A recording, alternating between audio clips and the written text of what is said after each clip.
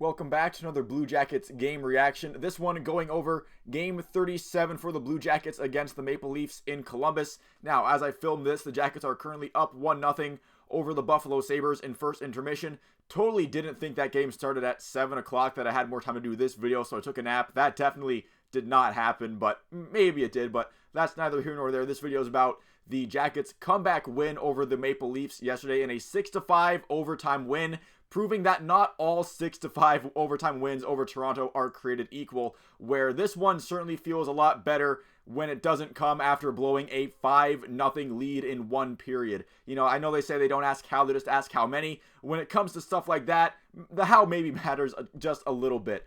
This one off the back of a comeback effort, like I just mentioned. They outscored the Buckeyes' offensive efforts in last night's Cotton Bowl, something I didn't think I would be saying at all this season for the Jackets. Elvis started the night in net for the Blue Jackets. He left the game due to illness after the first period. Seems to happen a lot with him. I know he has a toddler at home, but I imagine other guys do too. I know Johnny Gaudreau has a young child that he introduced to the world a short time ago. So no matter what the issue is with Elvis, whether it was him or Spencer Martin in net, the Jackets certainly had a better goaltending situation than the Maple Leafs had with Ilya Samsonov, who has definitely reached problem status for the Leafs right now if he hadn't already beforehand.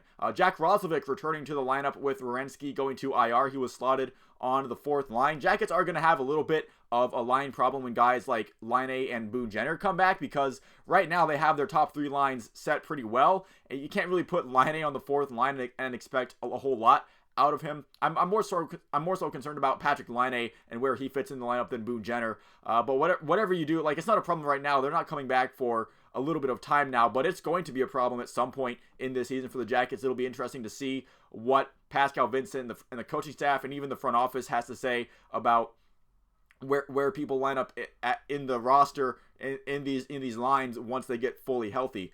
So the Jackets had to overcome a pretty bad first period. They got bum rushed early, leading to Mitch Marner's goal. I know there was some bad luck with the puck going off of Texier's skate, but there was a turnover that led to that rush, so just don't create a turnover and you won't have that problem of bad bounces heading your way. Sillinger would tie up with a nice shot, but that lead did not, well, not the lead, but that tide wouldn't even last a minute before Austin Matthews would strike again against Columbus to make it 2-1 after the first period. Aaron Portzline, I think, with providing a stat that Austin Matthews has scored a goal in the last 9 regular season matchups between Columbus and the Maple Leafs. So that's a crazy stat there. Spencer Martin would come in and then into the net after the first period, like I mentioned. Nick Robertson deflecting a shot past him shortly after. But hope would be restored shortly after that with Brendan Gaunce scoring his first goal of the season. He's been really solid on that fourth line. He's been a good depth guy for the Jackets for a few years now. Whenever he gets called up to the NHL, it's nothing but, you know, somewhat solid and good play from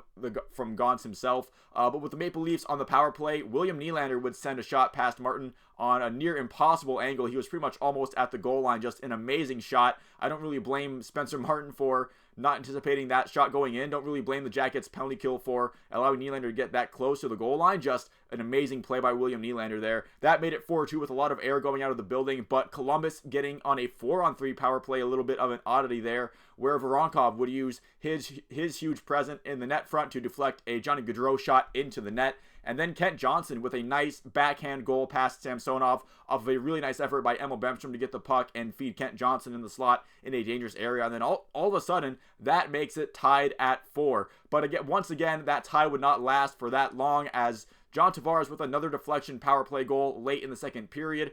5-4 Maple Leafs, and all the goals were scored in the second period in that one. And as we head into the third period, the scoring did calm down, but the game didn't really feel that calm. Felt pretty urgent for both teams, with Columbus obviously wanting to make a comeback and Toronto just trying their darndest to just put this pesky team away. But in the end, it was Adam Fantilli from really not that dangerous of a spot in an attempt that got past Samsonov. I mean, I think it was almost a 3-on-1. I think another Jackets player had entered the zone, but Adam Fantilli just kind of taking a shot from, it seemed like it was more to get a shot on net than trying to create a goal, but it did go in. Samsonov wasn't able to stop it. In my opinion, that was just a bad goal to give up. I know Adam Fantilli is a special talent, and he has that great release, and he's dangerous from anywhere on the ice with that shot, but I feel like if for Toronto, that is a stuff they have to have. But as a Jackets fan, I will certainly take a bad goaltending from the opposition. That's not that's not something I'm going to shy away from. But the Jackets go to overtime, where Fantilli almost ended it himself, getting his second goal of the game, but it ended up being Johnny Gaudreau, which is perfectly fine in my book as well. Gaudreau has been putting up the kind of numbers that we'd expect him to recently after his early season slump that was very heavily publicized by the Blue Jackets and the fans and the media, but Gaudreau definitely has kicked it up a notch as of late. But today we did find out that Zach Werenski likely to miss 4 to 6 weeks with his injury, which, I mean, that's in line with the initial timetable set by Pascal Vincent the day after the injury occurred. Said it was a week-to-week thing, and now we just kind of figured out how many weeks that it's probably going to be. In this game, he also had Eric Goodbranson knocking Simon Benoit around, which was fun to see. He was sticking up for Adam Fantilli